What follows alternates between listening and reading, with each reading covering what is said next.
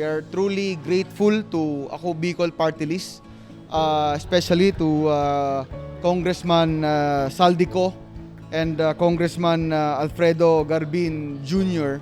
na napaabot nila ang kanilang tulong dito sa Maasin City at sa probinsya po ng Southern Leyte.